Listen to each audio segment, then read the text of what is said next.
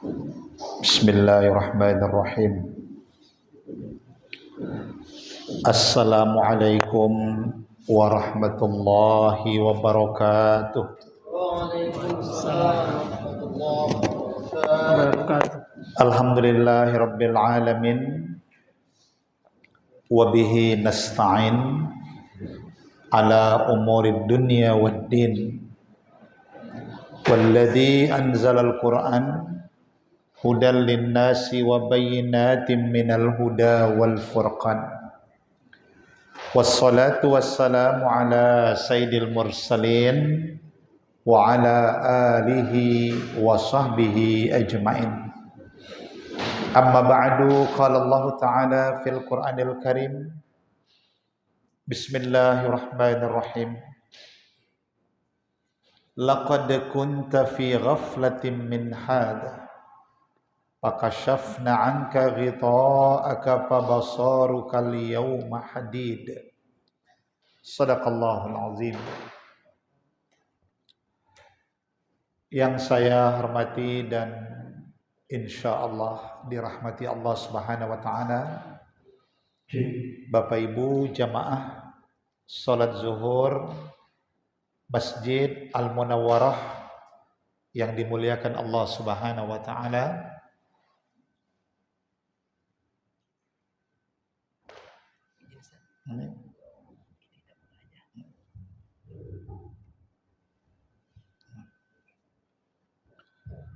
Kalau dulu di TVRI ada tulisan kerusakan bukan pada pesawat televisi Anda. Jadi teknisnya ada di pusat. Alhamdulillah pada siang hari ini perjalanan waktu yang begitu cepat,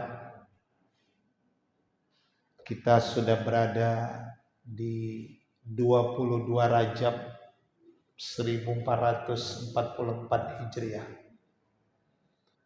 Tentunya kita senantiasa bersyukur kepada Allah Subhanahu wa taala bahwa begitu banyak anugerah nikmat yang sudah Allah berikan kepada kita. Kesehatan, rezeki yang barokah, umur yang berkah, semua itu adalah nikmat Allah yang tak mampu kita menghitungnya. Selawat dan salam mari kita sampaikan kepada Rasulullah Muhammad sallallahu alaihi wasallam. Semoga dengan senantiasa kita berselawat, menyebutkan namanya, mengamalkan sunnah dan keteladanannya, insya Allah kita semua akan mendapatkan syafaatnya. Amin ya rabbal alamin. Bapak Ibu jamaah yang dimuliakan Allah Subhanahu wa taala, kuliah ba'da zuhur ini adalah masa yang penuh dengan tantangan. Ini ba'da zuhur artinya memang kalau lazimnya mungkin kita istirahat atau makan siang atau mencari seafood di tepi pantai atau mencari rumah makan Minang di depan Pelindo. Tapi hari ini kita datang dan duduk salat berjamaah. Ini adalah panggilan keimanan sesungguhnya.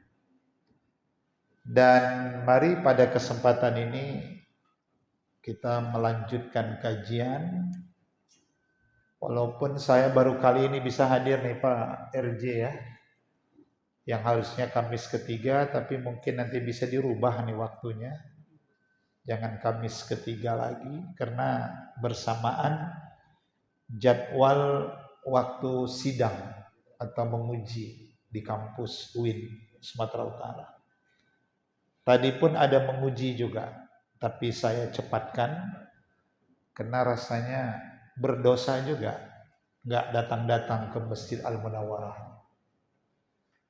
Dan mudah-mudahan kita semua bisa mengikuti majelis ini. Dan saya lihat Bapak dan Ibu mungkin sudah mencari posisi yang cukup strategis ya. Maksudnya dapat sandaran, Pak. Dan semoga yang tidak nyandar pahalanya lebih banyak. Yang sudah nyandar dilanjutkan saja. Kajian yang diminta kepada saya adalah sejarah Islam. Spesialisasi saya adalah guru besar dalam ilmu tasawuf.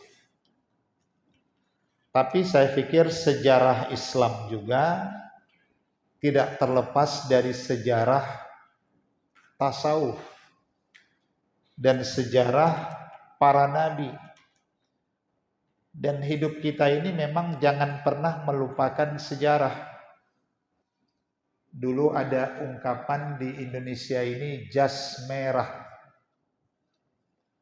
Jas merah ini singkatan. Jangan sekali-kali melupakan sejarah. Kita yang hidup pada hari ini adalah bentukan sejarah masa lalu. Kita seperti ini karena sejarah masa lalu. Dan dalam Al-Quran disebutkan banyak manusia ini melupakan sejarah. Jadi bukan tidak mungkin rekonstruksi sejarah akan terulang pada hari ini kalau kita tidak belajar dari sejarah masa lalu. Itu contoh ya. Kalau kita baca surah Yunus ayat 92 atau ayat 93 lah antara dua. Ketika Al-Quran berbicara tentang sejarah tenggelamnya Fir'aun. Kemudian Allah memberikan pertolongan. Jadi Fir'aun itu dalam sejarah ketika mengejar pasukan Nabi Musa alaihissalam, Nabi Musa yang diberi Allah mukjizat dengan tongkatnya bisa membelah lautan dan selamatlah Nabi Musa dan pengikutnya. Fir'aun numpang selamat mengikuti jejak laut yang terbelah dua. Tapi ternyata di tengah perjalanan laut itu disatukan kembali.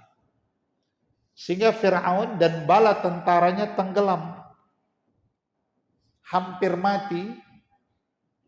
Dan Allah katakan di surah Yunus 92 atau 93 itu, "Falyawma nunajjika bibadanika."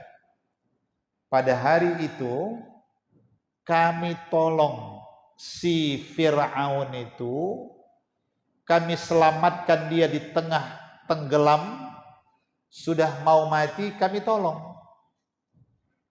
Litakuna liman khalfaka ayatan. Supaya itu menjadi pelajaran bagi umat yang datang di belakang hari. Jadi kalau hari ini kita cerita Fir'aun, masyarakat rasionalitas akan bertanya, benarkah kisah Fir'aun? Di mana dia tenggelam? Kenapa dia ditenggelamkan Allah? Benarkah Al-Quran berbicara tentang itu? Ternyata Qasasul Quran, kisah-kisah masa lalu yang diceritakan dalam Al-Quran itu bisa dibuktikan pada hari ini. Dan akhirnya Fir'aun itu ditolong, diselamatkan, supaya menjadi pelajaran bagi kita hari ini. Ini loh Fir'aun. Inilah orang yang disebut Quran dengan togho. Idhab ila fir'auna innahu togho. An-Nazi'at 17. Wahai Musa, pergilah hadapi Fir'aun. Innahu togho. Dia itu sombong. Dalam tafsir Togho adalah orang yang sombong karena punya kekuasaan, punya bala tentara, dia punya kekuatan militer. Itu yang disebut togho. Tapi ternyata Allah tenggelamkan. Fir'aun ditenggelamkan, kekuasaannya ditenggelamkan, bala tentaranya ditenggelamkan. Dan di ujung ayat itu Allah katakan wa inna katsiran minan nas an ayatina laghafilun. Tapi kebanyakan manusia itu melupakan sejarah masa lalu. Kebanyakan. Yang tidak lupa adalah termasuk jamaah al-munawwarah. Ini Bapak Ibu ini orang yang ingat sejarah. Maka kajiannya pun ada sejarah Islam. Kenapa? Kita ingin menjadi termasuk orang yang tidak melupakan sejarah. Dan sampai hari ini Fir'aun itu masih bisa dilihat dalam bentuk mumi dan awet. Itu kemukjizatan Al-Quran dan sejarah. Dan banyak para ilmuwan melakukan riset, termasuk seorang orientalis dari Sorbonne University di Prancis, Dr. Maurice Bucaille. Dia ini seorang dokter ahli obstetri, ahli peneliti, ahli kitab.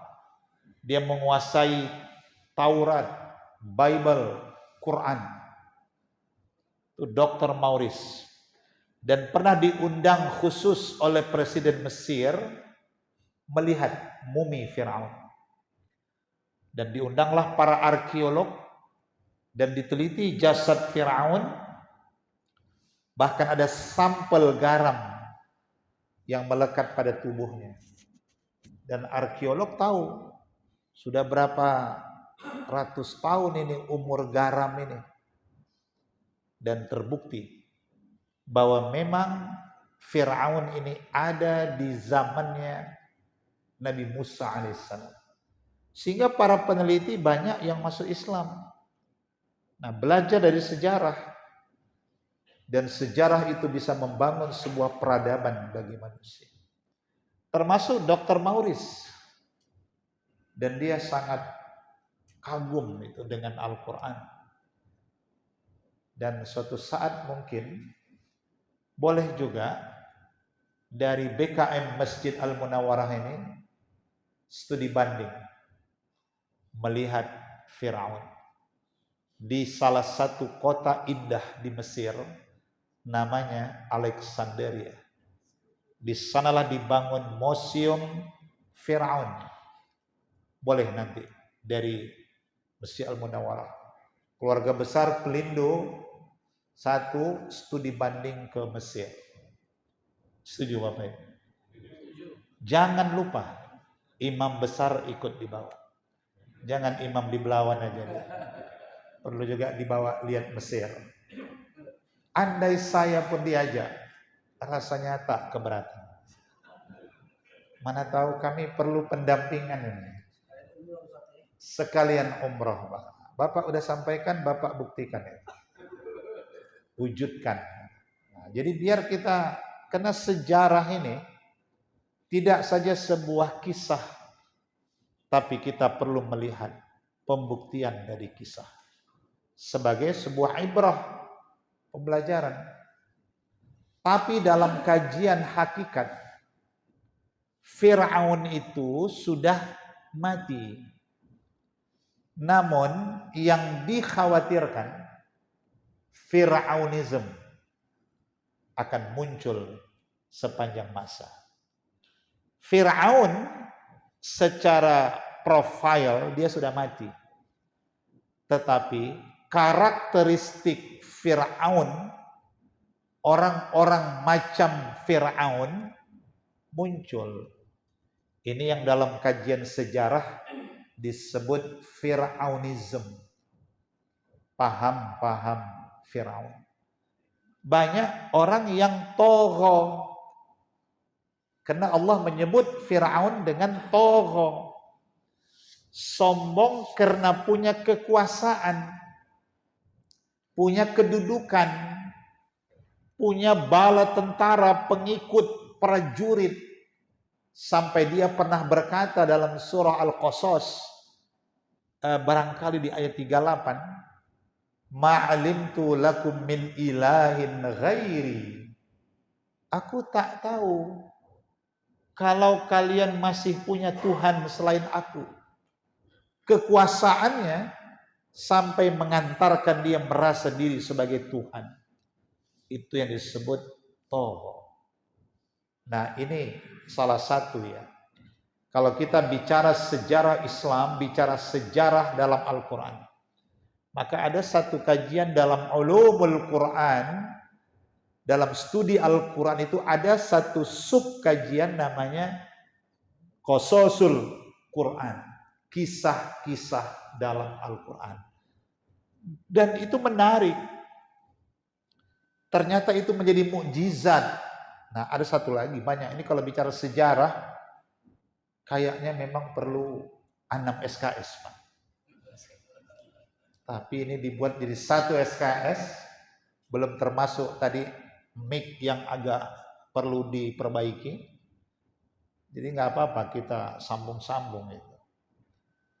Ada satu orang peneliti, ini bicara sejarah ini ya, karena ini saya bicara sejarah. Seorang Yahudi, Dr. Robert Guilhem. Seorang Yahudi, dan Dr. Robert ini bisa baca Quran.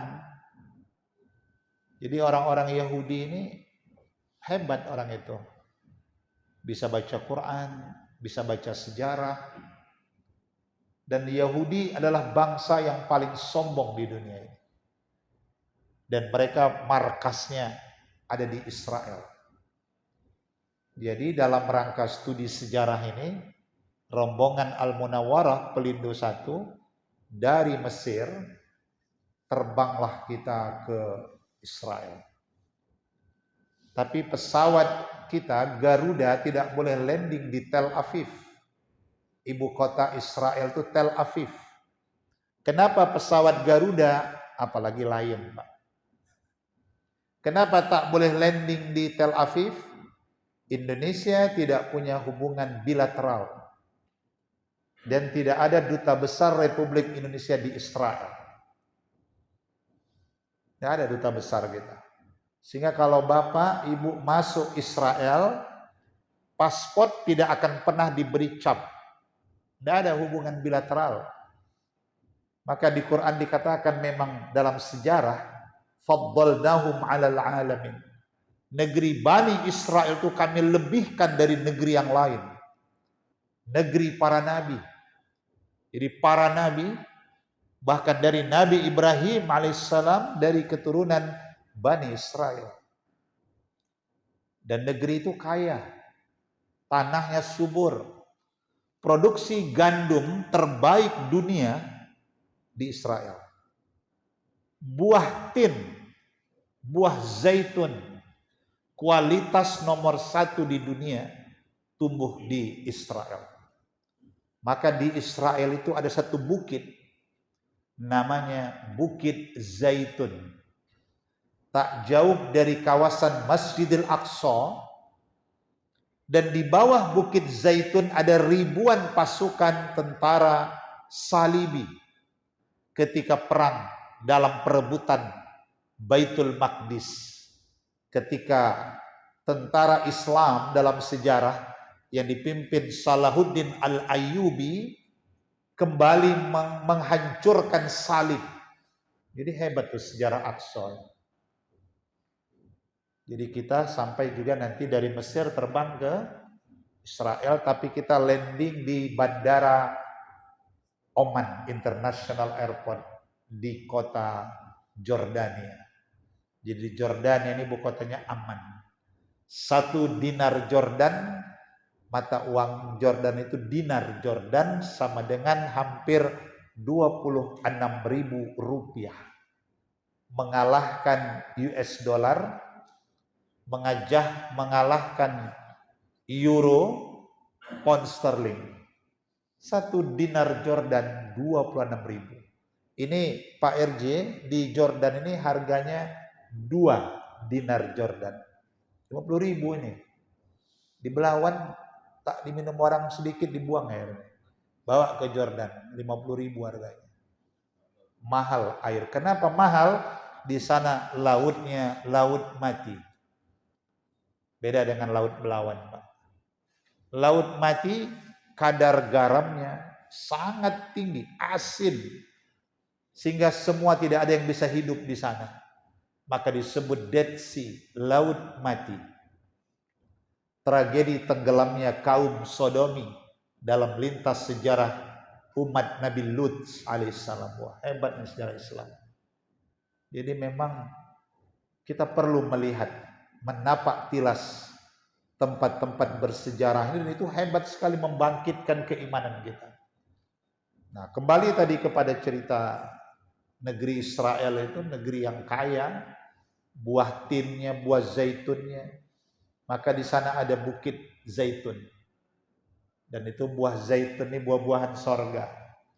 Makanya orang Arab, perhatikan Pak, Nabi pun kalau makan paling suka paha kambing. Tapi Nabi itu nggak pernah kolesterol, tak pernah Nabi darah tinggi, tak ada catatan sejarah Nabi Muhammad medical check up di Singapura, nggak ada. Sehat, makanannya kambing, unta. Mana pernah Nabi Muhammad makan urap, pecel lele, itu Armet Pak, Arab Medan. Sehat. Sampai sekarang orang Arab tuh makanannya kambing 15 kilo, 4 orang selesai. Makan pakai talam. Kita 15 kilo makan 1 STM gak habis Pak. Kenapa? Ayo Pak, takut awak darah tinggi. Kolesterol, terakhir tak makan pun Bapak tuh naik darah tingginya. Kenapa? Sugesti. Itu orang Arab makan kambing, habis makan kambing dia makan buah zaitun. Dan diteliti orang, buah zaitun penawar kolesterol terbaik dunia. Apalagi minyak zaitun, buah zaitun. Itu kalau Bapak Ibu makan di restoran Arab, hotel-hotel bintang 5, pasti kambing gulingnya ada. Di sudut-sudut meja ada minyak zaitun, buah zaitun, buah tin, kambing. Ini jam 1 cerita kambing kurang sopan Pak. Ini mohon maaf, ini jam-jam yang lapar juga ini kita. Tapi saya pikir panitia cerdas, diiringi dengan snack, makanan ringan. Ayo Pak, silakan dinikmati. Nah, jadi apapun sejarah di masa lalu terjadi. Nah, saya ingin menceritakan tadi, seorang Yahudi, Dr. Robert Wilhelm, ini ahli forensik anatomi. Jadi ahli forensik ini neliti-neliti sidik jari. Jadi Dr. Robert ini masuk Islam dia gara-gara penelitiannya. Dia baca Al-Quran surah Al-Baqarah 228. Ayat itu menyebutkan masa iddah wanita yang bercerai dari suaminya adalah 3 bulan 10 hari. Karena dia seorang peneliti sejarah. Kenapa Quran sebutkan mesti 3 bulan 10 hari? Ada apa dengan nominal 3 bulan 10 hari? Apa artinya? Akhirnya dia teliti. Ternyata suami istri yang berhubungan, masa untuk melakukan pemeriksaan bahwa itu menjadi sebuah janin, apakah sperma dan ovum itu bisa menjadi sebuah bakal janin, itu fasenya 3 bulan 10 hari. Setelah 3 bulan 10 hari tidak ada tanda-tanda janin, maka dianggap dia tidak dalam keadaan hamil. Jadi jangan menceraikan istri saat sudah ada tanda kehamilan. Itu dalam fikih. Maka dia terjawablah kenapa masa iddah 3 bulan 10 hari. Udah, itu satu. Tapi yang menarik penelitian saintifiknya di Al-Quran itu yang turun 15 abad lalu, Al-Qiyamah ayat 4. Sidik jari manusia, Pak, tidak ada yang sama. Jadi kalau menurut data dunia, hari ini penduduk bumi sudah hampir mencapai 8 miliar. Dari 8 miliar penduduk bumi ini 2 miliar saja yang muslim di seluruh dunia. Bayangkan, masih lebih tinggi populasi kaum Kristen. Islam hanya pada posisi 2 miliar dari penduduk bumi seluruhnya yang 8 miliar itu. Kita peringkat nomor 2 di dunia. Yang nomor 1 itu kaum Kristen. Apakah Katolik, Protestan, Ortodok, Gotik, sebagainya, itu mencapai 3, sekian miliar di dunia ini. Indonesia hanya sudah mencapai 86,7% Islam di Indonesia. Jadi Allah katakan di surah Al-Qiyamah, sidik jari manusia ini, Pak, tidak ada yang sama. Sekalipun terlahir dari kembar siam, nempel badannya, tak ada yang sama. Siapa yang bisa menciptakan itu? Allah Subhanahu wa taala. Dr. Robert lebih dari itu, penelitian sejarah. Quran katakan tidak ada yang sama sidik jari. Dan terjawab, kenapa Quran katakan 3 bulan 10 hari? Pertama, pendeteksian kehamilan. Kedua, menghilangkan bekas sidik jari suami pada istri. Apa ini? Rupanya, Pak, maaf, suami istri yang melakukan hubungan biologis dengan syahwat, hasrat, itu meninggalkan sidik jari suami pada tubuh istri. Dan sidik jari suami pada istri tak bisa hilang sampai 3 bulan 10 hari. Walaupun dia mandi kembang bunga kantil tengah malam, nyelam dari belawan 7 hari 7 malam, sidik jari bekas suami tak bisa hilang. Begitu rupanya Allah memberikan keilmuan yang luar biasa. Akhirnya Dr. Robert meneliti tubuh istrinya sendiri. Ternyata dari hasil dia meneliti tubuh istrinya, didapati pada istrinya ada 3 sidik jari lelaki yang berbeda-beda. Akhirnya dia masuk Islam, Pak. Nah, ini ilmu baru. Ilmu belajar dari sejarah Al-Quran. Jadi kita pun kalau curiga kali sama istri, cuman mahal juga ngundang ahli forensik itu, Pak. Bisa dilihat pada tubuh istri, ada nggak bekas sidik jari. Itu penelitian seorang Yahudi, Dr. Robert Wilhelm. Dan dia usianya sudah hampir 70 tahun lebih, ahli forensik. Nah, jadi apa yang diceritakan dalam Al-Quran, sejarah-sejarah Al-Quran, itu menjadi sesuatu yang bermanfaat bagi kita. Nah, satu lagi contoh, misalnya saya ingin katakan, tadi kita sebut Israel, Yahudi. Di sana juga ada sejarah peninggalan yang perlu kita pahami, kaum Nabi Lut.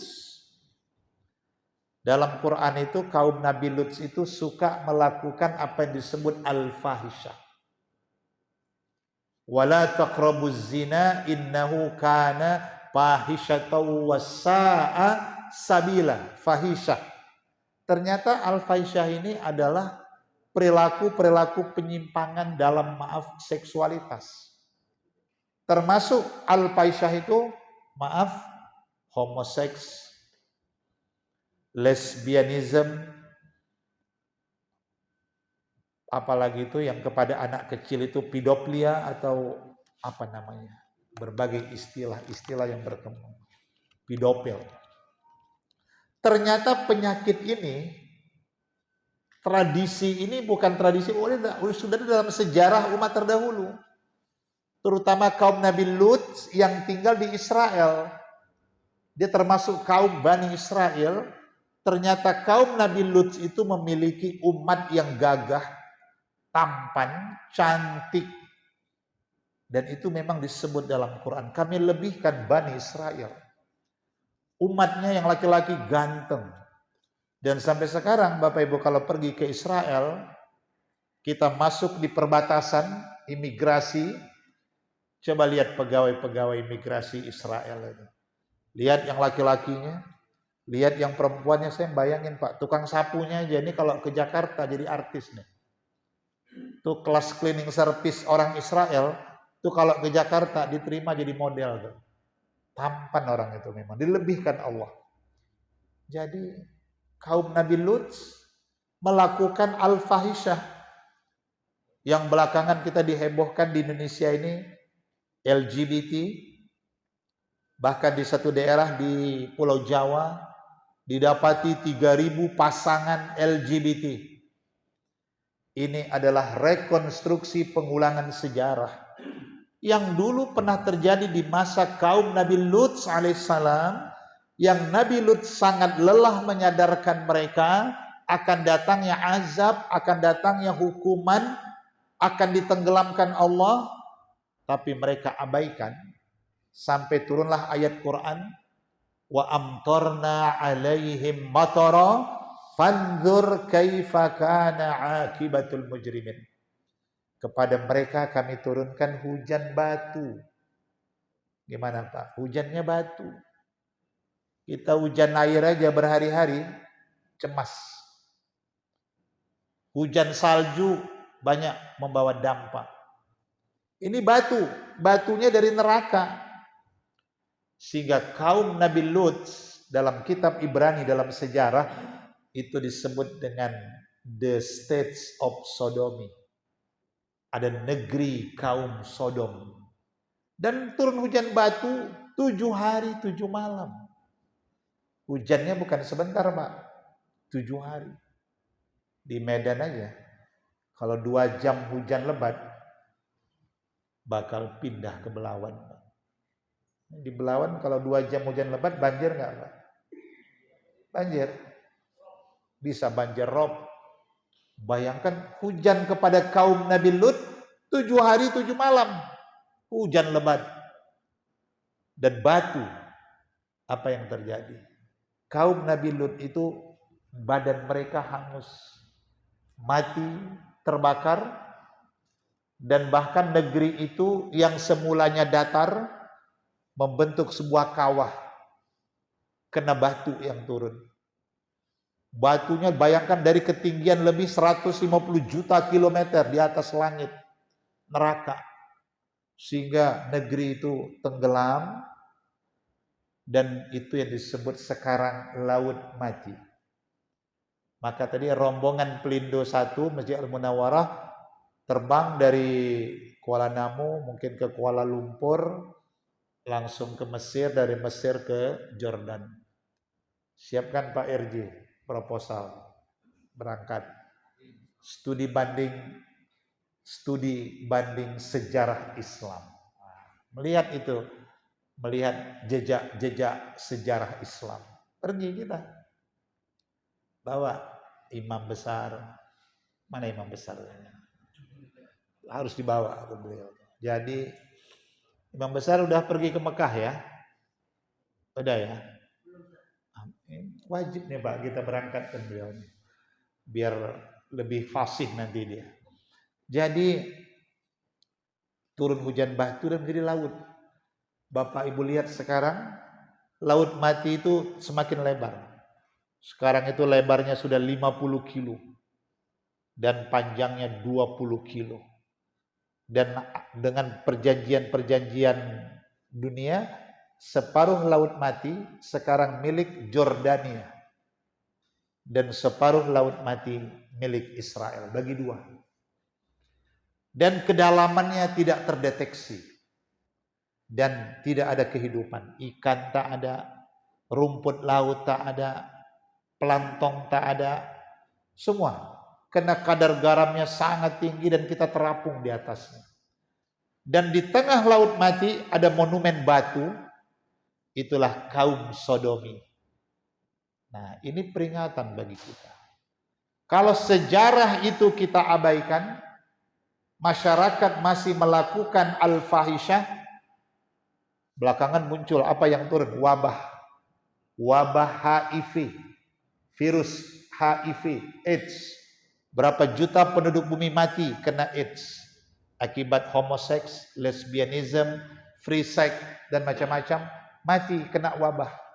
Dan bukan tidak mungkin rekonstruksi sejarah pada masa Nabi Lut terulang pada hari ini. Wal'iyadu billah. Kita berlindung kepada Allah.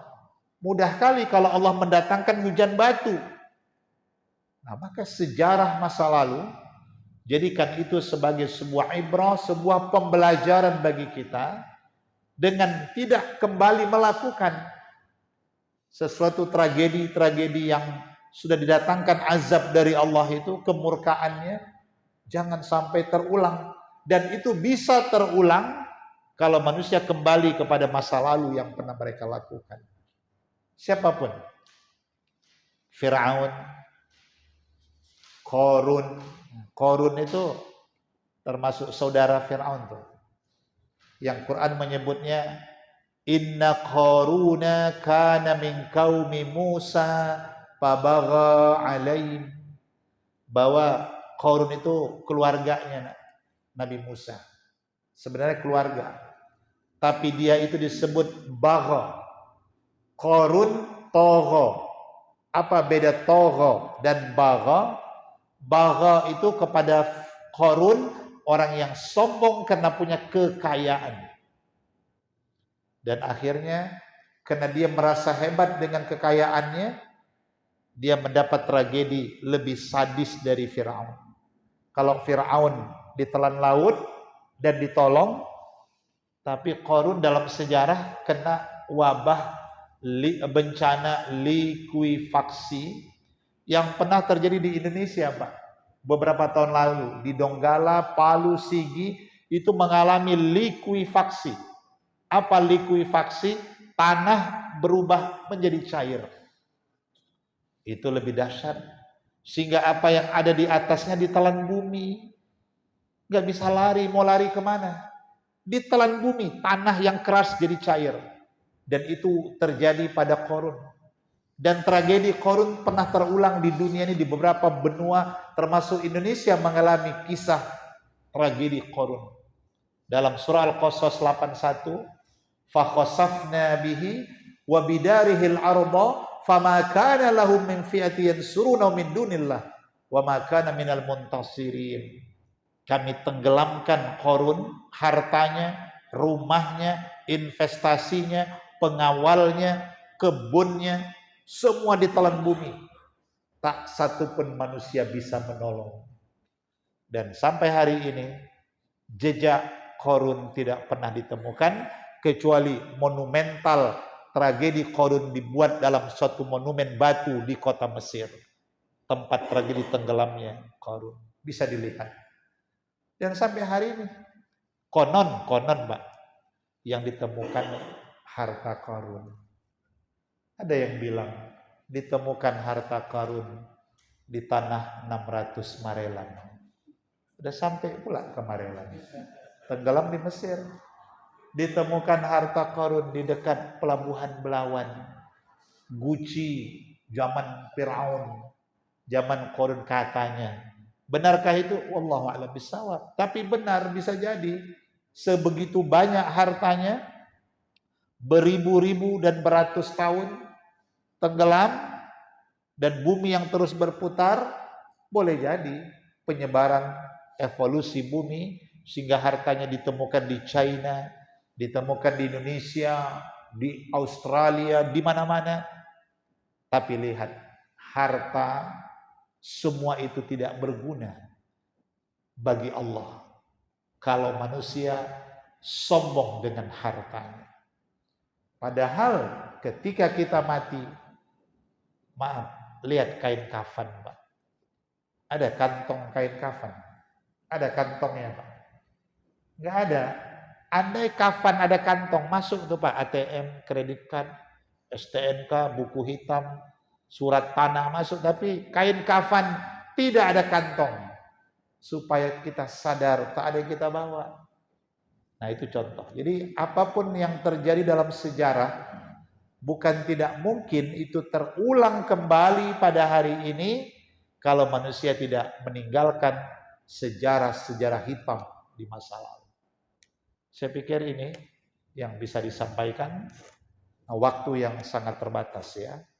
Nanti kita bisa sambung lagi dalam kajian-kajian sejarah Islam berikutnya, dan semoga kita tidak melakukan sejarah kelam di masa lalu. Demikian dan terima kasih. Mohon maaf di atas segala kekurangan. Wabillahi taufiq wal hidayah. Wassalamualaikum warahmatullahi wabarakatuh. Terima kasih Ustaz. Mungkin selanjutnya kami persilakan kepada para jemaah yang ingin bertanya terkait sirah, atau boleh juga terkait yang lain Ustaz? Ya. Boleh juga terkait yang lain. Ya, silakan.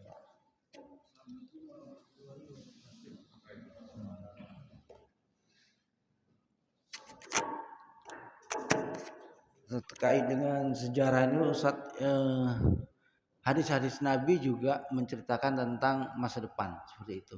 Apakah itu terhitung sejarah juga? Karena yang lalu sudah lewat dan kita sedang menghadapi bagaimana menghadapi mati yang pasti sudah datang. Itu maksudnya. Seperti apa kita menyikapi sejarah sehingga mati kita seperti yang kita harapkan dan seperti yang diinstruksikan oleh Allah seperti itu. Nah, kalau Ustaz bilang tadi tentang apa namanya, kan baru-baru ini sejarawan ada ngomong juga Ustaz tentang pemimpin Indonesia bahwasanya beliau adalah salah satu seorang Firaun, Hainun Majid gitu. Nah, kita menyikapi hal-hal seperti itu seperti apa Ustaz? Artinya kita kan sebagai muslim juga.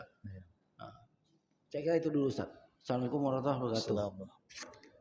Dengan Pak apa Pak? Prahardi. Baik, terima kasih Pak Prahardi ya. Ini beliau ini sering ketemu juga di Medan ya Pak. Di Masjid Aceh Sepakat nih kayaknya. Jadi apa yang Bapak tanyakan itu memang itulah kemukjizatan Al-Quran dan hadis. Al-Quran, hadis memang tidak saja berbicara masa lalu, tapi apa yang diceritakan dalam Al-Quran, dalam hadis juga berbicara tentang masa depan. Banyak berbicara tentang masa depan. Dan itu menggambarkan bahwa Al-Quran, hadis, dia memiliki masa berlaku sampai akhir zaman. Karena kalau hanya bicara masa lalu, udah selesai. Tapi banyak ayat-ayat Quran, nanti hadis-hadis itu berbicara tentang masa depan. Contoh, terkait dengan hari kehancuran. Kiamat. Kiamat ini kan masa depan. Tapi Al-Quran, hadis, banyak berbicara tentang itu. Misalnya, nanti Pak Adi lihat di surah Al-Hajj ayat 2. Ketika Allah berbicara tentang kehancuran bumi, dalam kitab Injil itu disebut Armageddon. Bahkan dibuat dalam sebuah film yang dibintangi Bruce Willis. Tahu nama bintangnya. Judulnya Armageddon. Itu sebenarnya cerita kiamat. Dan banyak kisah-kisah itu mengutip kepada kebenaran Al-Quran. Jadi kalau kita baca surah Al-Hajj ayat 2, bumi ini tidak akan hancur sebelum terjadi 3 hal. Nah, ini kan bicara masa depan. Nanti di Quran itu dikatakan bahwa banyak orang mabuk. Nah, mabuk ini bukan kena khamar, tapi mabuk karena gempa bumi akan terjadi secara beruntun di bumi ini. Karena kalau sudah gempa, kita mabuk Pak, hilang keseimbangan Pak. Karena bumi berguncang, akan bertautan gempa, terjadi di satu benua, lanjut benua lain, sehingga bumi ini hilang kestabilan.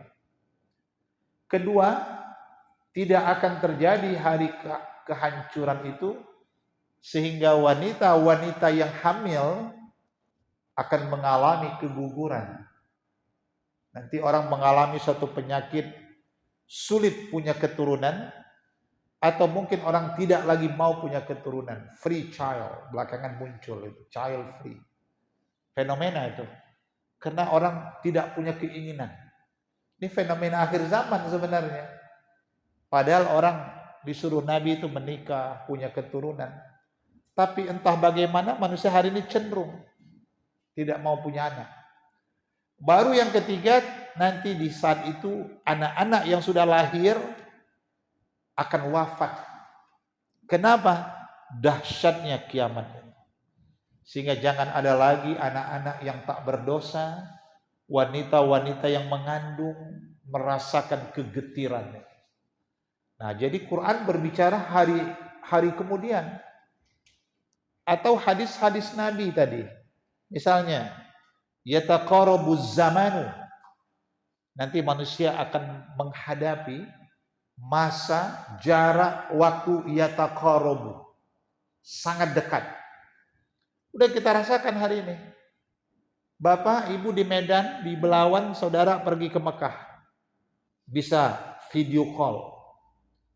Dia di Mekah. 9 jam penerbangan dari Kuala Namu. Kita di sini, jarak mereka hampir 6.000 kilometer. Tapi kayaknya dekat kali nih. Bisa komunikasi. Itu yang disebut Nabi yataqarabuz zaman. Masa berdekatan. Waktu dekat. Ini aja kita terasa dekatnya.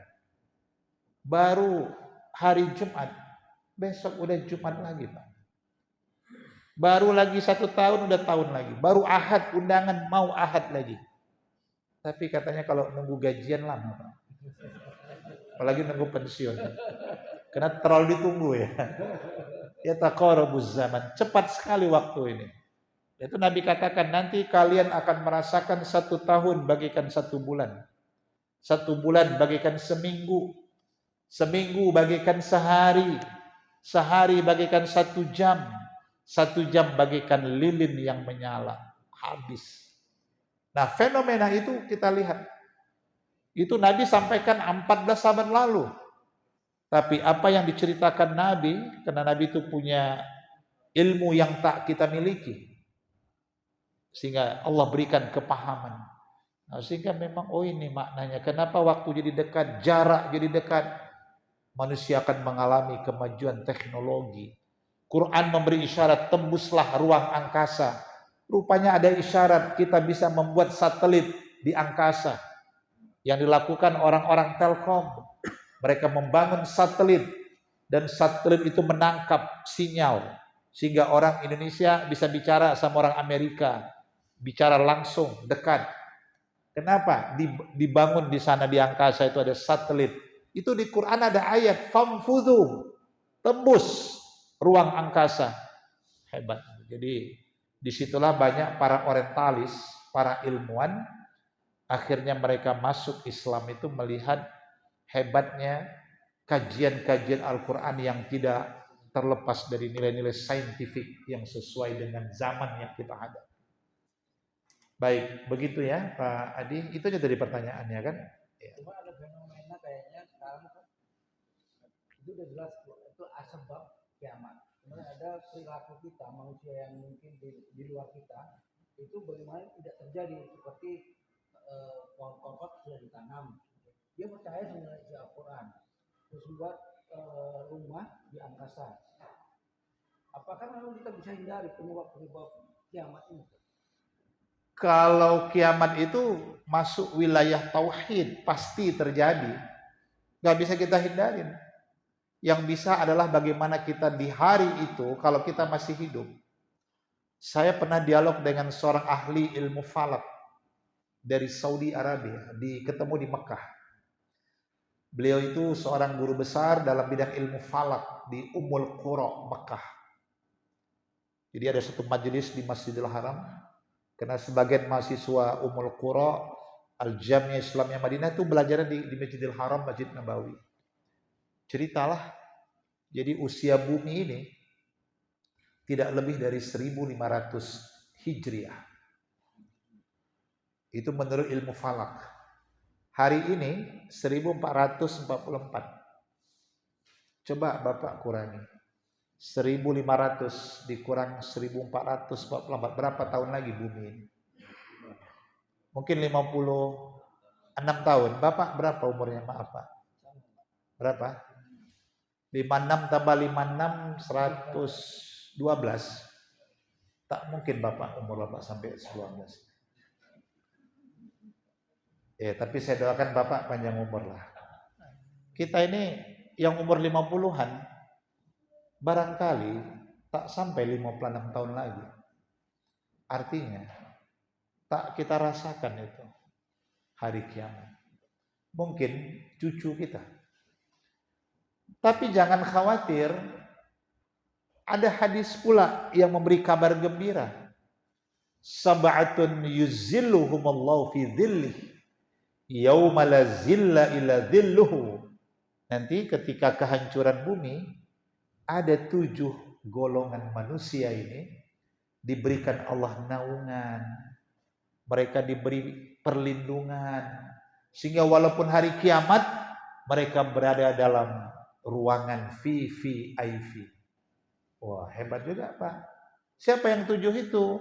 Termasuk Al-Imamul Adil, pemimpin yang adil, yang tidak mewariskan sifat-sifat Fir'aunism, yang tidak mewariskan sifat-sifat Hamanism, Koronism, pemimpin yang takut pada Allah, yang banyak memikirkan rakyat daripada dia istirahatnya, dia ingin membahagiakan. Nah, ini dikasih VIP ini. Siapa lagi? Lelaki, seseorang yang hatinya terpaut kepada masjid. Kemanapun pergi, cari masjid kalau sudah azan. Karena dia sadar Pak, pada akhirnya dia dibawa ke masjid. Dan pada akhirnya dia diposisikan di depan imam. Nah, maka sebelum di depan imam, biasa-biasakan di belakang imam. Jadi gak canggung. Ini tak pernah di belakang imam. Begitu ke masjid, langsung ke depan imam. Kurang sopan Pak. Nah, maka orang-orang yang hatinya terpaut dengan masjid, dia mendapat VVIP di hari kehancuran. Nah, begitu Pak Adi ya, tanggapan saya. Baik.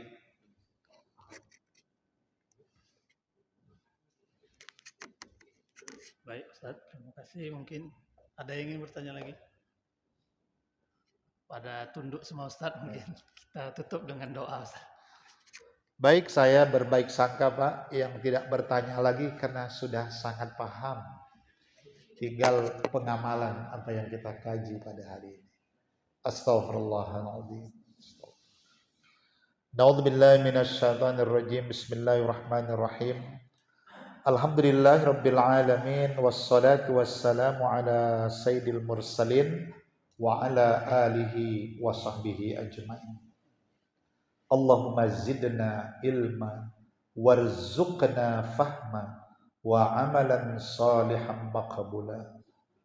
Allahumma ja'al jam'ana hadha jam'an marhuma wa tafarruqana min ba'dihi tafarruqan ma'suma. Allahumma inna nas'alukal huda wat-tuqa wal afafa wal ghina. Allahumma ajirna minan nar. Allahumma ajirna minan nar. Allahumma ajirna minan nar. Wadkhilnal jannah. Wadkhilnal jannah. Wadkhilnal jannata ma'al abrar. Ya Aziz, Ya Ghaffar, Ya Rabbal Alamin. Rabbana atina fid dunya hasanah wa fil akhirati hasanah wa qina adzaban nar. Walhamdulillahi rabbil alamin. Taqabbalallahu minkum.